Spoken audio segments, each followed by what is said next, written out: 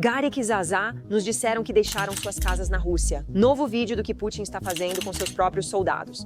Vídeo que parece ser de soldados russos banidos para um porão de concreto escuro por se recusarem a retornar à linha de frente na Ucrânia. Temos informações de que o exército russo tem realmente executado soldados que se recusam a seguir ordens. Algo louco está se desenrolando dentro da guerra da Rússia na Ucrânia. Estima-se que 50 mil soldados russos desertaram do campo de batalha. Ao escolher se afastar do exército de Putin, eles estão abandonando suas unidades, comandantes e a luta que foram enviados para vencer. Há anos, o Kremlin tenta esconder esses dados, mas a escala dessas tropas fugitivas está se tornando cada vez mais clara. Esses soldados arriscam prisão, exílio e até morte para sair. Isso deixou Putin exposto, a ponto de agora ele estar implorando por ajuda da Coreia do Norte para cobrir as perdas. O que leva esses soldados a fazerem uma escolha tão arriscada? Neste vídeo, exploraremos o crescente vazamento na máquina de guerra da Rússia e suas implicações para o país e o mundo. Para entender a deserção em massa dos soldados de Putin, é necessário analisar o que eles enfrentam no campo de batalha. A guerra, agora em seu 4º ano, não se assemelha em nada ao que foi prometido aos soldados russos. Em fevereiro de 2022, as tropas russas invadiram a Ucrânia confiantes. O Kremlin chamou isso de uma operação militar especial, não uma guerra, e a mensagem foi alta e clara. Isso seria rápido, limpo e vitorioso. Soldados, alguns com apenas 20 anos, foram informados que marchariam, tomariam o controle e retornariam como heróis em poucos dias. Eles acreditaram na propaganda, esperando serem recebidos como libertadores pelos ucranianos russófonos. Mas a realidade atingiu como um trem de carga. Em vez de tudo isso, a Ucrânia reagiu com força. Civis mantiveram sua posição, impedindo a queda de cidades e frustrando os planos da Rússia. Jovens soldados, muitos sem nenhuma experiência real de combate, se encontraram em um pesadelo para o qual não estavam preparados. Esse choque inicial semeou dúvida, que continua a se espalhar. As deserções são seu sinal mais evidente. A vida nas linhas de frente é uma grande razão pela qual os soldados estão partindo. As condições que enfrentam todos os dias são terríveis. Muitos permanecem nas trincheiras por meses, na lama e no frio intenso. No inverno, as temperaturas podem cair para 4 degrees, o que equivale a cerca de 20 degrees. Isso é o frio extremo. Muitas vezes os soldados não têm jaquetas ou botas adequadas. Alguns se congelam ao tentar se aquecer. Além disso, a comida é tão escassa que na maioria dos dias eles têm sorte de conseguir uma refeição, como um pedaço de pão velho ou uma lata de carne que mal pode ser comida. Os suprimentos são tão escassos que alguns cavam trincheiras com as mãos por falta de paz. As roupas desgastam-se, os dedos sangram ao raspar a terra congelada, sem alívio à vista. Essa não é a força militar forte e bem equipada que foi informada ao mundo. É um sistema que nem mesmo consegue cuidar de seus próprios homens, levando os soldados ao limite. Prometeram-lhes glória. O que eles receberam foi congelamento, medo e uma passagem só de ida para uma guerra que nunca escolheram. Se você acredita que as vozes deles não devem ser silenciadas, curta e se inscreva. Um clique ajuda a romper o silêncio que Moscou conta sobre essas histórias. Além do sofrimento físico, o impacto mental é devastador. Os soldados vivem com medo constante. As granadas de artilharia explodem por perto, impossibilitando o sono. Eles veem amigos morrerem por drones ou tiros, sem tempo para lamentar. O estresse se acumula, deixando muitos tremendo ou pulando a cada som. Mas não é apenas o perigo. É a sensação de que a guerra não faz sentido. O Kremlin lhes disse que lutavam para proteger os falantes de russo ou fortalecer a Rússia. No campo de batalha, soldados veem casas destruídas e civis mortos. Mandam-nos continuar lutando, mas desconhecem o motivo. Essa desconexão os consome dia após dia. Arriscar a vida por algo aparentemente sem sentido pode desgastar a mente. E para muitos, é nesse instante que a vontade de escapar supera o temor de castigo. E os fracassos militares apenas agravam a situação. Comandantes costumam dar ordens sem sentido ou que colocam soldados em perigo real. Algumas unidades são enviadas para batalhas sem um plano claro, caindo em armadilhas porque ninguém lhes disse o que esperar. A comunicação muitas vezes falha com rádios com defeito, baterias descarregadas e soldados isolados do seu próprio lado. Em certos casos, os soldados são atingidos pela própria artilharia, pois os comandantes desconhecem suas posições. Esses erros são frequentes, não raros. Os soldados são instruídos a atacar uma posição apenas para descobrir que ela já foi atingida pelo seu próprio lado, levando a confusões mortais. Quando as pessoas responsáveis não conseguem te manter seguro, é difícil confiar nelas. A perda de confiança, inclusive no próprio equipamento, é um grande motivo para o afastamento dos soldados. O pior é que os comandantes não apenas cometem erros, mas frequentemente estão ausentes quando as coisas ficam difíceis. Alguns se escondem em locais seguros enquanto seus homens enfrentam o inimigo sozinhos. Alguns dão ordens impossíveis e depois culpam os soldados quando algo sai errado. Existem relatos de unidades suplicando por socorro via rádio após perderem metade de seus soldados, mas sendo ignoradas. Soldados esperam por dias, vendo seus colegas morrerem sem resgate. Esse tipo de traição é profunda. Enfrentar um inimigo difícil é uma coisa, sentir que seus líderes são indiferentes à sua sobrevivência é outra. Para muitos soldados, este é outro momento em que decidem que já chega. Para os poucos comandantes que permanecem com suas tropas, a situação continua difícil. Muitos oficiais experientes foram mortos no início da guerra, ou afastados para dar lugar a lealistas nem sempre capacitados. Os que restaram estão lidando com soldados que não confiam neles e recrutas que não querem estar lá. Para suprir as baixas e desertores, a Rússia está recorrendo a grupos duvidosos, como prisioneiros com promessa de liberdade se lutarem, mercenários interessados apenas em dinheiro e até combatentes estrangeiros da Coreia do Norte, entre outros lugares. Esses grupos são difíceis de controlar, com membros desertando ou ignorando ordens, contribuindo para o caos. O exército russo está se tornando uma mistura de pessoas que não se encaixam, lideradas por oficiais que não conseguem mantê-los na linha. As famílias dos soldados enfrentam dificuldades em casa. O governo russo pressiona esposas, mães e irmãos a se calarem sobre a guerra. Se perguntarem onde estão seus entes queridos, geralmente são instruídos a não falar mais sobre isso. Alguns são ameaçados de perder o emprego ou os filhos, e não são ameaças vazias. O governo cumpre, e famílias foram presas por se manifestarem. Isso é feito para manter todos na linha e impedir que as famílias incentivem filhos ou maridos a fugir, mas está dando errado. Os soldados ficam ainda mais irritados com o sistema pelo qual lutam ao ouvirem sobre o assédio às suas famílias. Coloque-se no lugar deles e questione por que você arriscaria sua vida por um governo que ameaça sua própria mãe.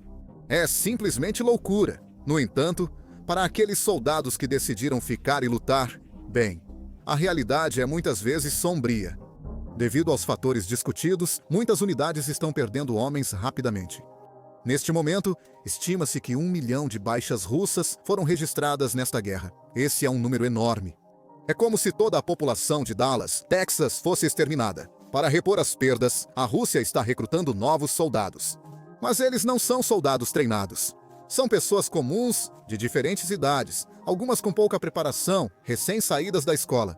Eles recebem poucas semanas de treinamento básico, rifles antigos que podem falhar, e são enviados para lutar contra combatentes experientes e bem equipados. Somado a equipamentos ruins, suas chances de sobrevivência seguem diminuindo. Esses homens são jogados no mesmo caos que os veteranos, mas com ainda menos chances de sair. Não é surpresa que muitos estejam fugindo. Alguns antes de chegarem às linhas de frente, é ainda pior para os feridos em combate. Alguns soldados feridos não recebem tempo suficiente para se recuperar. Eles são tratados apenas o mínimo necessário para andar e então forçados a retornar ao combate. Muitos foram enviados direto de tendas hospitalares para trincheiras com bandagens ainda frescas e membros mal funcionando. Médicos nem sempre podem impedir isso. As ordens chegam rápido, e se um soldado ainda consegue segurar um rifle, é declarado apto para o serviço. Soldados testemunharam homens feridos por estilhaços sendo arrastados para caminhões e enviados para a linha de frente. Esse tratamento é comum. Está virando regra. Essas políticas rígidas revelam o desespero do exército russo. Quando um exército recicla seus feridos, é um sinal de crueldade e de que estão ficando sem homens. E quando você está ferido e ainda é forçado a lutar, a ideia de fugir começa a parecer a única maneira de sobreviver. Contudo, desertar não é fácil, e no exército russo envolve um risco enorme. Os soldados não podem simplesmente sair e ir para casa. Fugir significa enfrentar prisão, exílio ou pior. Muitos enfrentam posições e escolhas impossíveis. No fim, para milhares, continuar na guerra parece ainda mais arriscado. Então, mesmo com os perigos, eles se arriscam. Alguns fogem a pé, atravessando florestas ou campos à noite para evitar patrulhas russas e postos de controle ucranianos. Cada passo é um risco, onde um movimento errado pode significar ser pego ou morto. Outros tentam enganar o sistema, fingindo estar feridos para serem enviados a um hospital onde podem escapar durante a transferência. Em algumas áreas, civis em partes da Ucrânia, controladas pela Rússia, ajudam, oferecendo comida, um lugar para se esconder ou direções para rotas mais seguras. Essas pessoas também se arriscam muito, mas ao verem o desespero nos olhos dos soldados, desejam intervir. Também há redes secretas, geralmente em apps como o Telegram, que compartilham dicas para evitar postos de controle ou se passar por civil. Essas linhas de vida dão aos soldados uma chance de sair, mesmo que não seja fácil. Falaremos mais sobre isso em um segundo. Aqueles que conseguem escapar com sucesso, alguns optam por não manter sua fuga em segredo. Alguns, após alcançarem segurança, tornam público o caos presenciado, as mentiras dos líderes, as mortes sem sentido e a traição do próprio lado. Os homens relatam um exército em desintegração, com soldados sendo enviados para lutar sem estratégia ou suporte. Um dos casos mais conhecidos é o de Gleb Kerakulov. Ele atuou como oficial no Serviço Federal de Proteção da Rússia, estabelecendo comunicação segura para os principais líderes do país. Em 2022, ele fugiu para a Turquia com sua família. Ele disse que não podia mais apoiar o que chamou de uma guerra criminosa. Agora, exilado, ele critica abertamente o governo, esperando que sua decisão encoraje outros a também se manifestarem. Então temos Igor Voloboyev. Ele costumava ser um alto executivo do Gazprom Bank. Ele é originalmente da Ucrânia. Quando a guerra começou, ele decidiu que não podia permanecer em um país que atacava sua terra natal. Em 2022, ele deixou a Rússia e foi para Kyiv, pedindo a cidadania ucraniana e até tentando se juntar ao exército deles. Desde então, ele tem sido público sobre as táticas da Rússia e como toda na operação parecia desonesta por dentro. Porém, nem todos os desertores são insiders de alto nível. A maioria são soldados comuns que estavam diretamente no fronte. Silver, um soldado que operava drones para as unidades Storm Z da Rússia, desertou em 2024.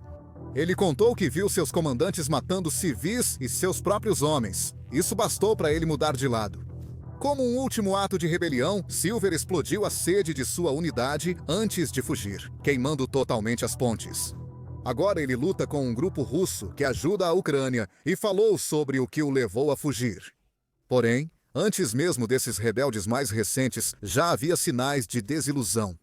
Em 2022, o paraquedista Pavel Filyatev desertou e publicou um relatório detalhando suas experiências. Ele falou sobre sua unidade roubando de casas apenas para sobreviver e disse que muitas vezes não tinham comida ou equipamento funcionando. Sua história era crua e perturbadora. Outro caso é Daniil Frokin. Ele não apenas saiu, como também confessou crimes enquanto servia na Ucrânia. Ele culpou a liderança, afirmando não poder participar de uma guerra em que não acreditava mais. Cada um desses homens tinha um papel distinto. Alguns eram soldados, outros trabalhavam no governo ou nos negócios, mas compartilhavam apenas o momento em que perceberam não poder mais fazer parte desta guerra. As histórias deles revelam o quão profundamente falho está o esforço de guerra da Rússia. Não eram rebeldes inicialmente, mas a guerra os levou a se manifestar. Felizmente, a ajuda tem vindo para auxiliar as almas corajosas que desejavam escapar. A Ucrânia criou um meio para os soldados russos que querem escapar da guerra. Desde 2022, eles executam o projeto Eu Quero Viver, que oferece aos soldados caminhos seguros para se renderem ou desertarem. O plano usa linhas telefônicas, canais online e mensagens lançadas por drones para alcançar as tropas diretamente, com um objetivo simples: ajudar soldados a deixar o campo de batalha e entrar na custódia ucraniana em segurança. Alguns se juntam à Legião da Liberdade da Rússia. Outros recebem proteção, e milhares já seguiram por este caminho. A Ucrânia está não só auxiliando na fuga, como também incentivando publicamente os soldados a abandonarem a guerra. Essas campanhas mostram desertores sendo bem tratados, facilitando que outros confiem no processo. Houve até casos em que famílias foram reunidas graças ao apoio externo. Essas histórias não são apenas sobre guerra. Elas são sobre mostrar aos soldados que escolher se afastar não significa ser punido. Um ex-soldado, cuja voz foi usada anonimamente na mídia ucraniana, disse: "Prometeram medalhas, mas só vi sangue e congelamento. Quando soube da linha direta, vi que era minha única chance." Outro disse: "Eu preferiria ter morrido tentando escapar do que ter ficado mais um dia. A Ucrânia não me atirou. Eles me ofereceram sopa e uma ligação telefônica, o que é bastante comovente." Outros lugares fora da Ucrânia também começaram a ajudar. A Geórgia e o Cazaquistão abriram suas fronteiras para aqueles que estão evitando o recrutamento e deixando o exército. Desde o início da guerra, centenas de milhares chegaram aos dois países. Apesar de problemas com vistos, muitos encontraram segurança por hora. A mensagem é nítida: há lugares dispostos a auxiliar. A França interveio, abrigando desertores conhecidos. Um deles lidera um grupo que auxilia soldados a escapar e encontrar asilo. Ele trabalha próximo às autoridades ocidentais e vive sob sua proteção. Seu trabalho é conectar os fugitivos com a segurança e contar suas histórias para que outros saibam que não estão sozinhos.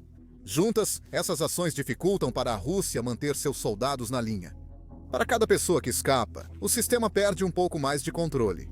E esse é o tipo de mudança que muda tudo. O apoio da Ucrânia e de outros países traz esperança aos soldados, mas a jornada rumo à liberdade ainda é perigosa. No entanto, apesar das muitas histórias desses fugitivos bem-sucedidos, sair não é fácil e nem todos conseguem. Alguns soldados chegam a países vizinhos como Armênia ou Cazaquistão, onde podem se misturar ou pedir asilo. Alguns alcançam a Europa buscando recomeçar como refugiados, mas muitos não conseguem. O governo da Rússia está reprimindo com força.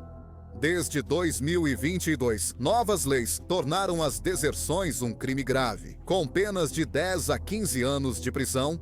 Render-se às forças ucranianas agora é considerado traição, o que pode resultar em prisão perpétua. A polícia militar patrulha bases e rotas de transporte, e postos de controle próximos às fronteiras capturam fugitivos. Para os que são pegos, as consequências são brutais. Eles são frequentemente trancados em prisões improvisadas, basicamente tendas ou contêineres de metal com pouca comida, sem aquecimento e sob constantes ameaças dos guardas. Alguns enfrentam um castigo ainda pior, sendo enviados para as unidades Storm Z. São grupos especiais de desertores, prisioneiros e qualquer um que o exército deseje punir. Eles recebem as missões mais perigosas, como atacar as linhas de frente inimigas sem apoio, cientes da improvável sobrevivência. A ideia é assustar outros soldados para que fiquem, mas não está funcionando. Quando ser capturado significa uma missão suicida, fugir parece ser a única opção. Existem até relatos de soldados assassinados para intimidar os demais. O medo que eles criam é real e está levando mais homens a correr o risco de fuga. As regras severas do governo evidenciam o desespero da situação atual. A crise vai além dos soldados fugitivos. O recrutamento também afeta famílias e comunidades, sendo severo e direcionado em algumas regiões. Relatórios indicam que homens de cidades rurais pobres e minorias étnicas como Buriats, Daguestanes e Tuvãs estão sendo recrutados em taxas muito maiores do que os de Moscou ou São Petersburgo. Esses grupos são considerados mais pressionáveis pelo Estado e estão arcando com o maior ônus. Para muitos, parece menos um serviço e mais ser descartável. Em cidades e vilas russas, as pessoas começam a falar mais abertamente sobre a guerra, mesmo com os riscos. O recrutamento está piorando a situação e elevando a ansiedade em todos os lugares. A Rússia está com escassez de combatentes, por isso está obrigando homens a servir no exército. Pessoas de todas as idades, desde adolescentes até homens na casa dos 50 anos, estão sendo retiradas de suas casas ou empregos com pouco aviso. Alguns recebem uma carta. Outros são simplesmente capturados na rua. Quase todos conhecem alguém enviado para a frente de batalha ou que desapareceu tentando fugir. Isso está mudando a percepção das pessoas sobre o governo. Antes, confiavam que seus líderes cuidariam delas, mas agora vem um sistema que as ameaça. Estima-se até que em 2024 mais de 100 mil jovens fugiram da Rússia para evitar o recrutamento militar. Esse número deve ser ainda maior em 2025, um exemplo perfeito de resistência silenciosa. Essa resistência cresce silenciosamente. No campo, famílias escondem os filhos dos recrutadores, enviando-os para parentes ou mantendo-os fora de vista. Pequenos grupos nas cidades ajudam jovens a evitar o recrutamento. Algumas dessas redes operam sob nomes como Go by the Forest, referência à antiga tática de dissidência soviética de se esconder do Estado.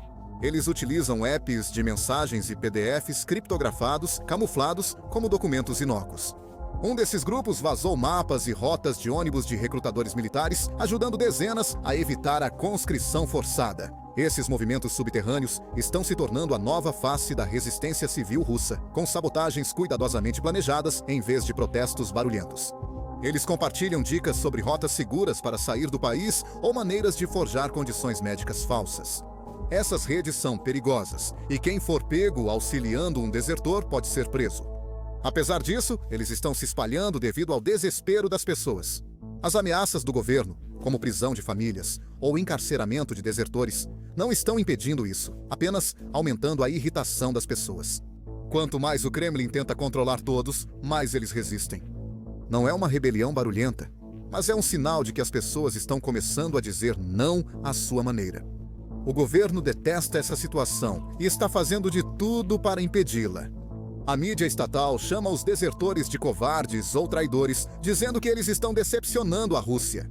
Eles insistem que a guerra ainda pode ser vencida e que se trata de proteger o país, mas as pessoas não estão mais acreditando nisso como antes. A internet, mesmo com forte censura, está cheia de histórias de soldados que fugiram. Essas mensagens se espalham rapidamente, especialmente entre os jovens que já duvidam do governo. O Kremlin tentou bloquear apps como WhatsApp e Telegram, onde soldados e evasores do recrutamento compartilham informações.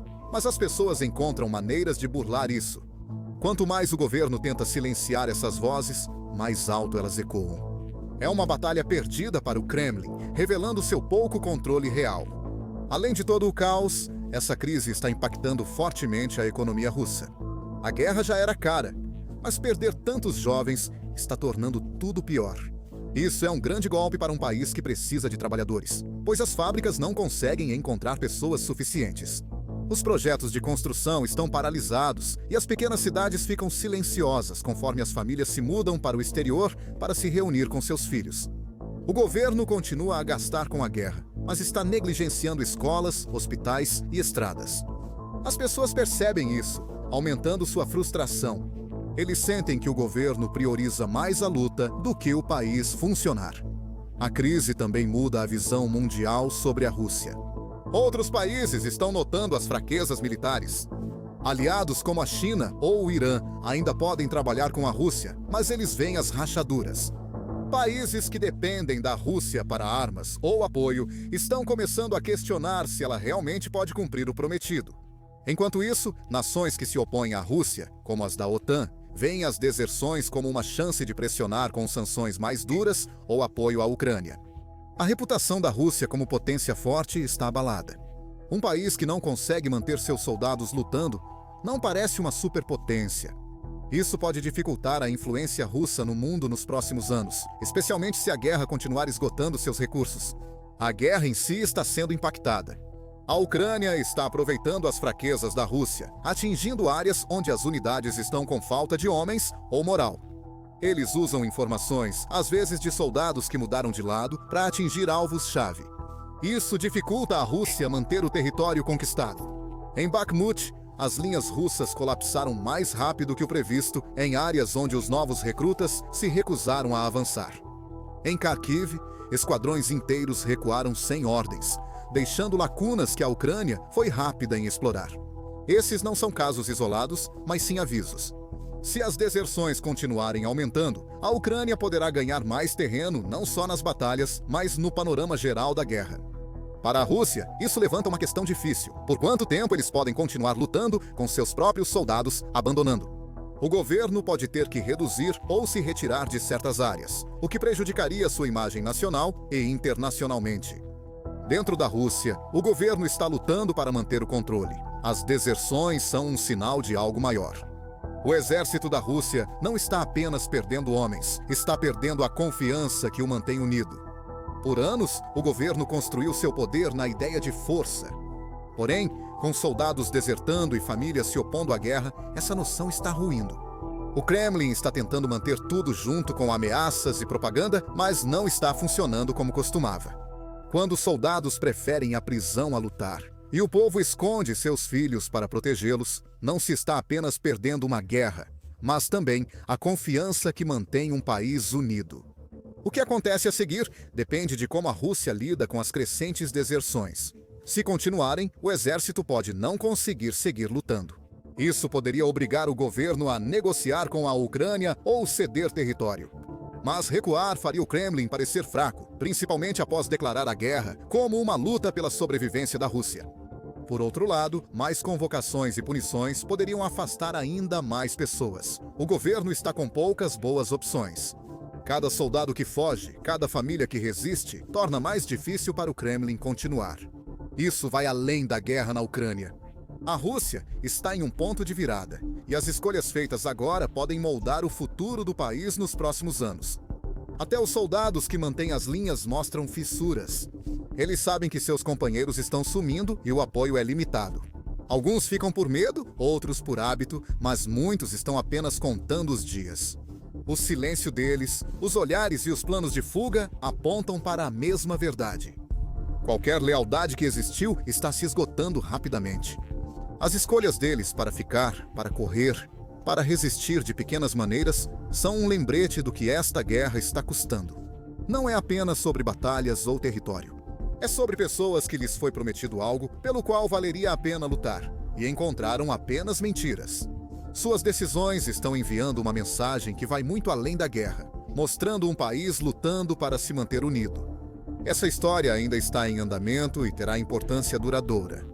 Porque quando um exército começa a fugir de seu próprio país, as rachaduras não estão apenas no campo de batalha, estão na fundação.